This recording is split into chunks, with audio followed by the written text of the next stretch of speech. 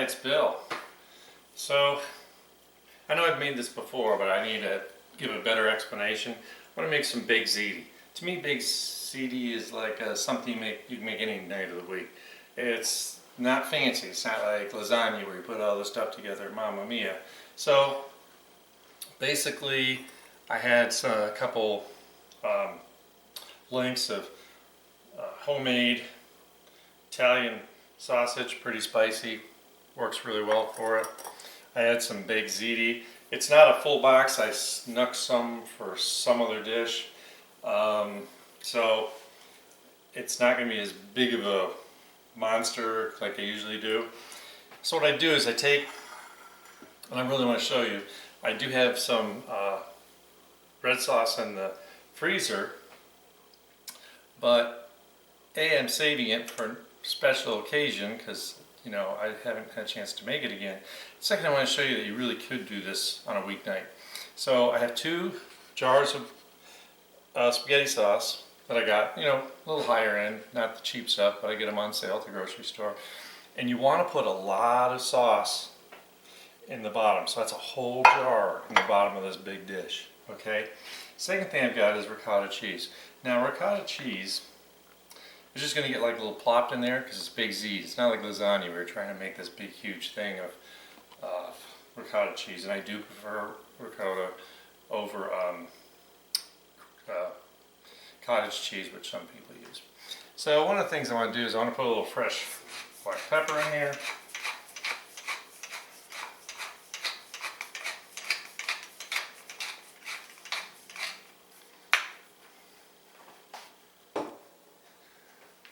And I chopped some fresh parsley this morning, so I'm going to put a whole bunch in there because I just love fresh parsley.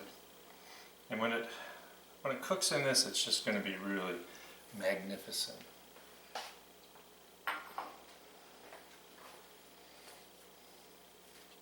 Just going to take my little spatula. It doesn't have to be perfect, okay? But what I want to do is I want to stir this up so that it's not as firm and difficult to dish up. So just kind of go around here like this. And as you'll notice, if this were lasagna, I'd be putting spinach in it, I'd be putting egg in it, I'd be doing all that stuff. No, this to me is how you make baked ziti, okay? Totally different. Alright. Just make sure it's all cut in real nice. Got my baked ziti. Mamma mia, it looks so good. Alright, so I want to get a layer. I want to get a pretty solid layer on the bottom. And it's going to fall into the sauce because I want it to fill the noodles.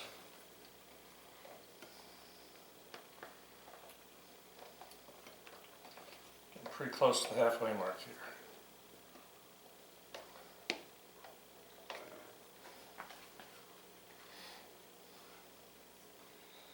And that's, I think, where I've gone wrong in the past.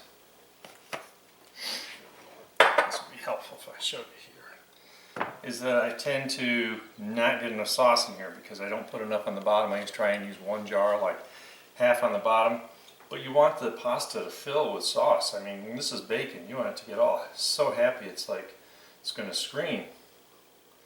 So that's about a hair more. Okay.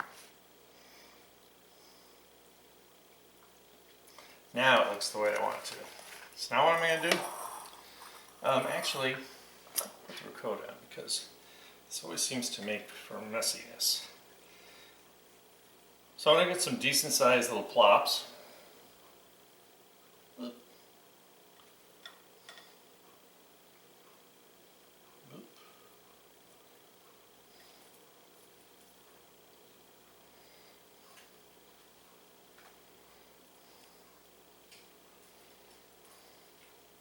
So this is one of those things, if you don't have fresh parsley, just leave the parsley out.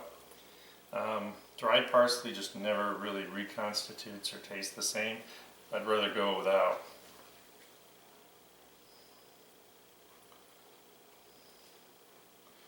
And you can see, like I said, I'm not worried about spreading it later like I would on lasagna. Kind of make a barrier against stuff mixing together. Because this is baked ziti. Everything will mix together.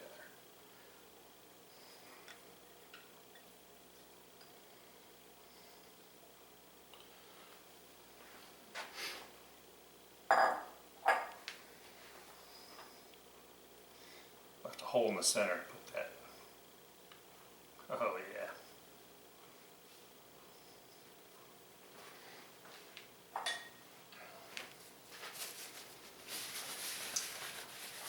Alright, so now what am I going to do? I'm going to take my sausage, dance it all around.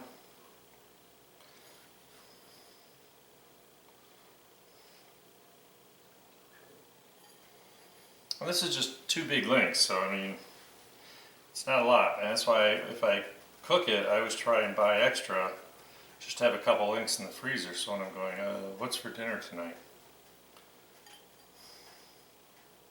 Of course, the weather just started getting nice, so tonight I'm having steak. This is going to be for the week, which is what I do a lot of. I cook food for the week, so when I come home, it's just reheat.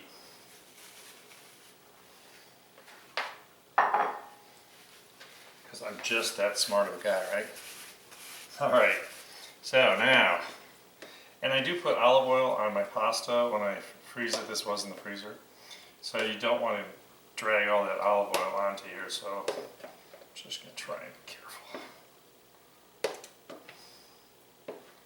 Because there's a little bit in the bottom. I thought olive oil wasn't bad. Oops.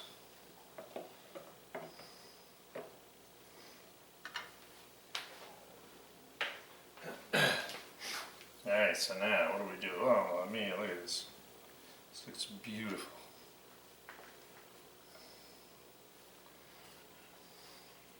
So really, I'm showing you the whole thing. There's really no prep time for this. So you can see this, right?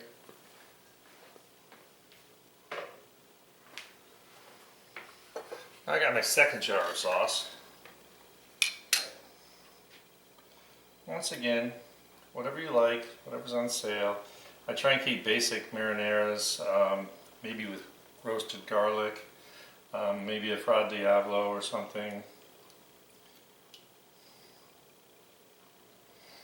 Because remember, we're going to start this thing boiling up from the bottom, so all that pasta is going to fill.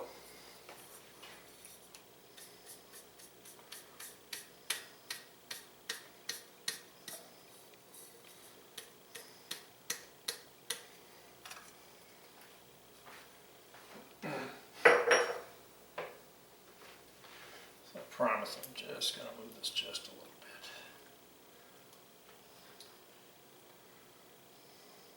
Until it starts to cook down into the ziti itself.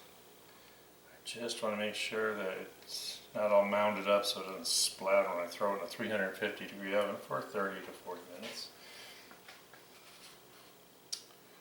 Oh, it smells really good.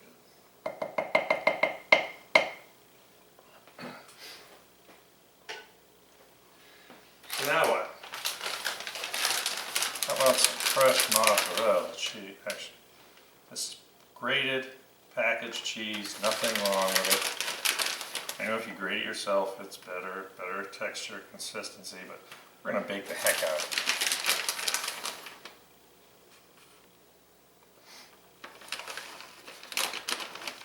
So you know they shrunk these. Used to be like 8 ounces. Now they're, oh, it's 8 ounces. Won't be darned.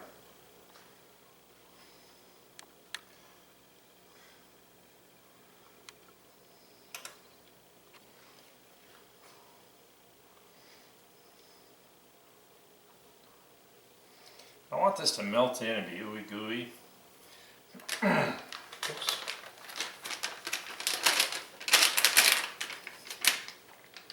I always have to get the last bit out. Then I have some great Parmigiano Reggiano cheese, and I just want to make a light dusting on top.